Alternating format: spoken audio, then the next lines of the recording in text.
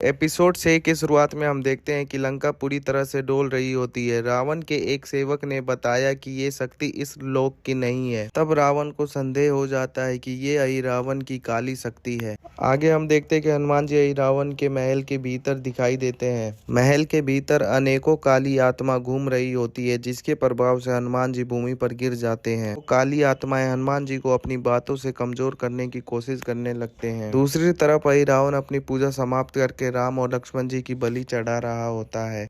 अहिरावण कहता है, मैं इनकी सारी दिव्य शक्तियों को अपने अंदर लेकर पूरे ब्रह्मांड का शक्तिशाली दानव बन जाऊंगा। अगले सीन में वो काली आत्मा हनुमान जी से कहती है कि तुम हमारे स्वामी को कैसे मार सकते हो, जब उनकी आत्मा अखंड ज्योति कक्ष में 5 अलग अलग दिशाओं में जल रही है। काली आत्माएं हनुमान जी को बताती है, अगर कोई उन 5 ज्योति को एक बार में बुझा दे, वही अहिरावण को मार सकता है। अहिरावण की मृत्यु का भेद जानकर हनुमान जी उन काली आत्माओं को अपनी गदा की चमक से नष्ट कर देते हैं। दूसरे सीन में हम देखते हैं कि अहिरावण राम लक्ष्मण जी का दिव्य शक्ति को अपने अंदर ले रहा होता है, जिससे उसका आकार बहुत विशाल हो जाता है।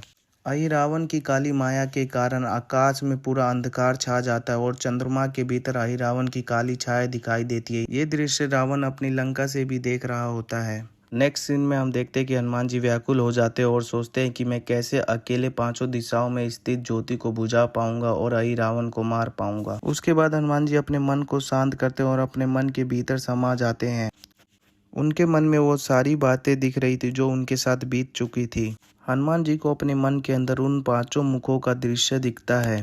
हनुमान जी को उन 5 मुखों की शक्ति महसूस होती है और वो उस स्थान पर पहुंचते हैं जहां अहिरावण की दीपक के रूप में आत्माएं थी। हनुमान जी अपनी 5 मुख की शक्ति से उन 5 दीपों को आसानी से बुझा देते हैं। जैसे ही हनुमान जी उन 5 दीपकों को बुझा देते हैं, अहिरावण की शक्तियां कम होने लगती है। पूरा ब्रह्मांड शांत हो जाता है। अहिरावण के शरीर से पूरी दिव्य शक्तियां वापस निकलने लगती है। उसके बाद हनुमान जी उस स्थान पर पहुंचते हैं जहाँ अहिरावण श्री राम लक्ष्मण जी की बलि चढ़ा रहा होता है।